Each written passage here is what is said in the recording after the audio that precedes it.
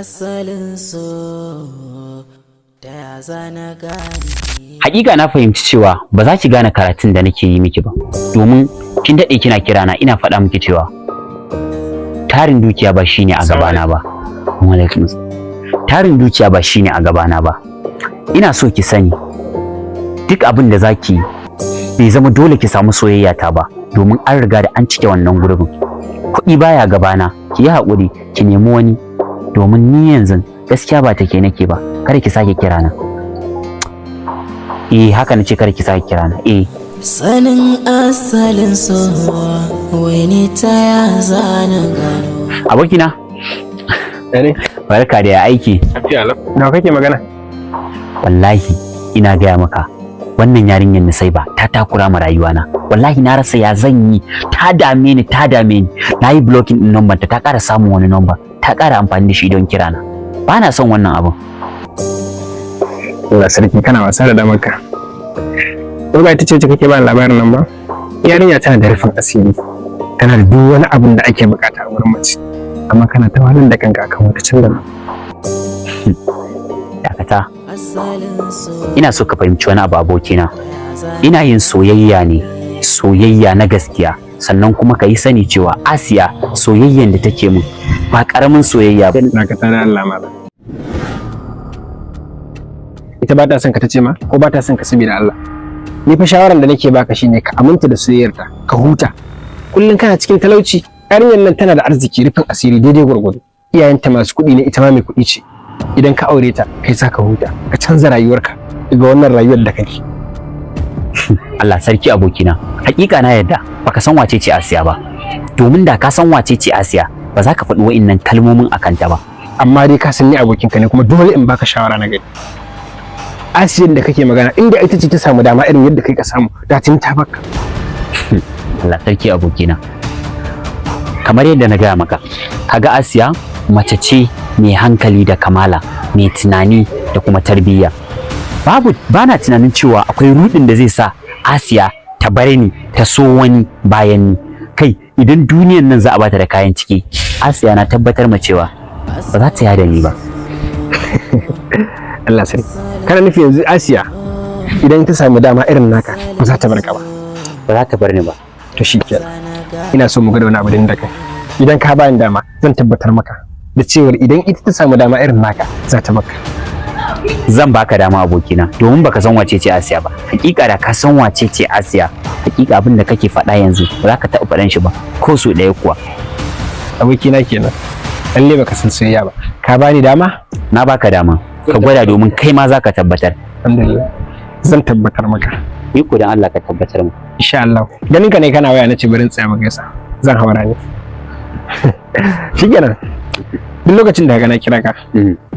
A wannan lokacin zaka samu amsar ka.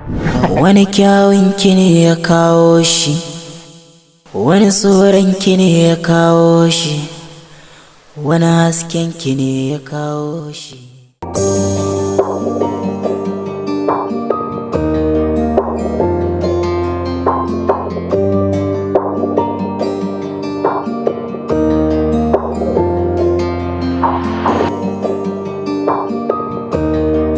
Hello, abokina. Abokina, kana ina? Yanzu na ga mutum ya ka tashi wani gida. Yanzu haka ita nake jira.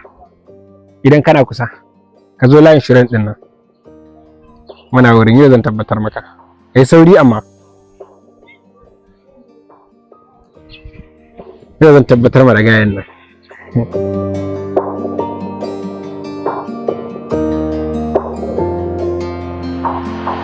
Asalin so da ya zana gane.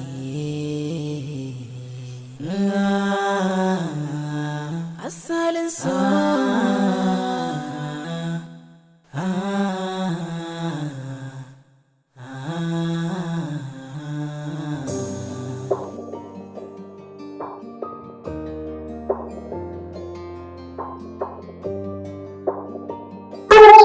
Assalamu alaikum. Wa alaikum salam. Baiwar Allah. Ina wani? Lafiya, ya gajiya? Lafiya ƙalau. Insha Allah. Gaskiya kin yi kyau sosai. Na gode. Ina yawan gani ko kuma ya ce miki dai ni ba ku ne a garin ba. Tunda na zo kuma kwana uku kenan.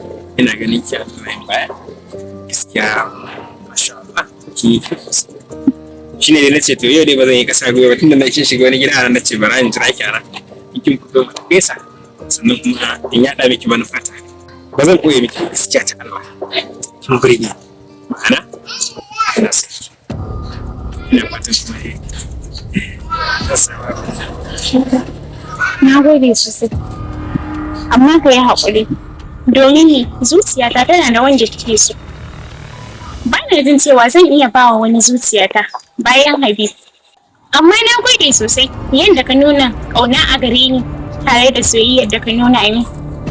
Na gode sosai. Allah ya musanya maka kai ma da mafi alkhairi. Asalin so, asalin so. Allah dakata.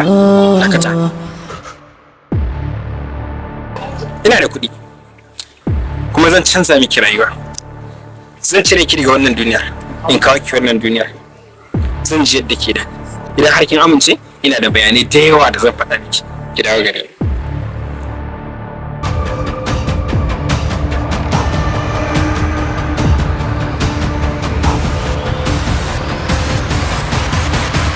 Ina so ka sani, sanda nake yi wa Habib ba soyayya kuɗi ba ne.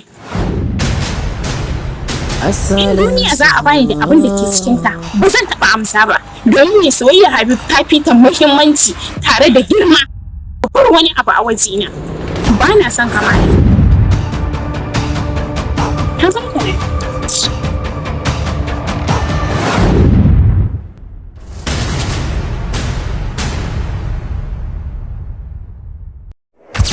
Asalin so, ta ya zana gane.